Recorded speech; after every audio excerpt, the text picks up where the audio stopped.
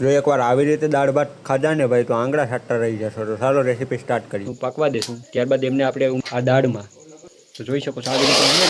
Hello મિત્રો, નમસ્કાર. કેમ છો? મજામાં થશે. સ્વાગત છે આજનું તમારા મારા બ્લોગમાં. મિત્રો, આજે કંઈક વરસાદી માહોલ છે ને ભાઈ, વરસાદી માહોલમાં આજે આપણે બનાવીશું એકદમ ટેસ્ટી અને સ્વાદિષ્ટ દાળ ભાત. તો બન્યા રહેજો આપણા બ્લોગમાં. આપણે તમને બતાવીએ ફૂલ રેસીપી કે કેવી રીતે આપણે દાળ ભાત બનાવીએ છીએ. અને ભાઈ વરસાદી માહોલ છે, જોઈ શકો છો. અત્યારે આપણે ઘરે લોખંડનું કામ ચાલી રહ્યું છે, જોઈ શકો છો તમે. આવી રીતે કામ ચાલી રહ્યું છે ભાઈ. તો બસ બન્યા રહેજો આપણા બ્લોગમાં. ફૂલ બાકાજી બોલાવીએ. ચાલો રેસીપી સ્ટાર્ટ કરીએ. સૌ પ્રથમ આપણે ચૂલો સળગાવી કુકર મૂક્યા અને તેમાં પાણી નાખી દીધું છે અને તેમાં આપણે નાખશું હવે મગની દાળ. તો તમારે મિત્રો દાળ ભાત બનાવવો હોય તો તમે તેમાં તુવેર દાળનો કોઈ ઇસ્તેમાલ કરી શકો છો, પણ આપણે મગની દાળને જ આપણે ઉપયોગમાં લેશું. તો ચાલો બન્યા રહેજો, આપણે રેસીપી સ્ટાર્ટ કરીએ. તો સૌ પ્રથમ દાળને નાખ્યા બાદ કુકરને આપણે ઢાંકી દઈશું. ત્યારબાદ આપણે થોડું એમાં તેલ ઉમેરશું.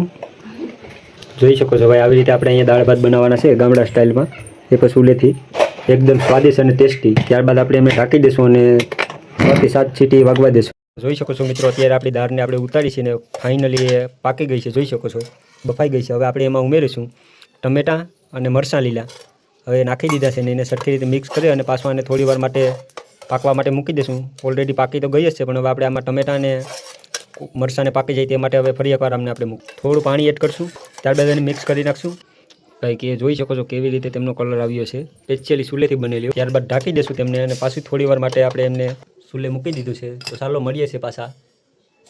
ત્યારબાદ આપણે ભાઈ એક ટોપડી લઈ લીધી છે અને તેમાં પાણી નાખી અને આપણે એમાં ચોખા એડ કરશું. તો ભાતને આપણે તેમાં મૂકી દીધા છે. જોઈ શકો છો આવી રીતે આપણી દાળ બફાઈને તૈયાર થઈ ગઈ છે. આપણે પછી એમાં વઘાર દેવાનો બાકી છે. જોઈ શકો છો ભાઈ આપણા ચોખા, અને તેમને થોડી વાર રીતે હલાવી નાખશું. તો ચાલો આપણા દાળ ભાત પાકી જાય ત્યારબાદ તમને તેમનું રિવ્યૂ આપીએ કે કેવી રીતના બન્યા છે. જોઈ શકો છો ભાઈ આપણા અત્યારે ભાત મૂકી દીધા છે. તો ચાલો મળીએ છીએ હવે પાકી જાય ત્યારે. તો ફાઇનલી જોઈ શકો છો મિત્રો, આપણા ભાત પાકીને તૈયાર થઈ ગયા છે. હવે આપણે ઘડશું બાજરાના રોટલા. તો ફાઇનલી અત્યારે આપણા બાજરાના રોટલા પણ મૂકી દીધા છે ભાઈ. અને જે આપણી દાળ બફાઈ અને તૈયાર થઈ ગઈ છે એકદમ. હવે આપણે આને વઘારવાની બાકી છે. તો ચાલો આપણે આમનો વઘાર દઈ દઈએ. જોઈ શકો છો કેવી સરસ મજાની તૈયાર થઈ ગઈ છે. તો ચાલો આપણે આમને હવે વઘાર દઈ દઈએ. તો મિત્રો આપણે દાળ ભાત સાથે ખાવા માટે સ્પેશિયલી આપણે ભૂંગળા પર તરી લીધા છે. જોઈ શકો છો. અને ભાઈ આની મજા જ કંઈક અલગ છે. જોઈ શકો છો ભાઈ આવી રીતે આપણે મોજ માણીએ છીએ ગામડાની.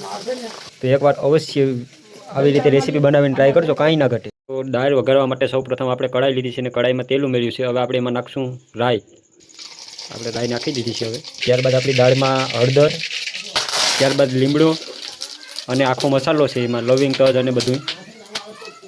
તો થોડી વાર આવી રીતે આપણે એમનો વઘાર એટલો થવા દેશું, પાકવા દેશું. ત્યારબાદ એમને આપણે આ દાળમાં તો જોઈ શકો છો આવી રીતે ઉમેરી અને એને થોડી વાર માટે ઢાંકી દઈશું. ત્યારબાદ થોડી વાર આપણે એમને પાકવા માટે મૂકી દઈશું. અને ભાઈ આવી રીતે એકવાર દાળ બનાવીને ખાશો ને કાંઈ ના ઘટે. એકવાર અવશ્ય આવી રીતે ટ્રાય કરજો. એકવાર ગામડા સ્ટાઇલ હો ભાઈ, જોઈ શકો છો. ત્યારબાદ આપણે એમાં એડ કરીશું સ્વાદ અનુસાર નમક. જોઈ શકો છો ભાઈ.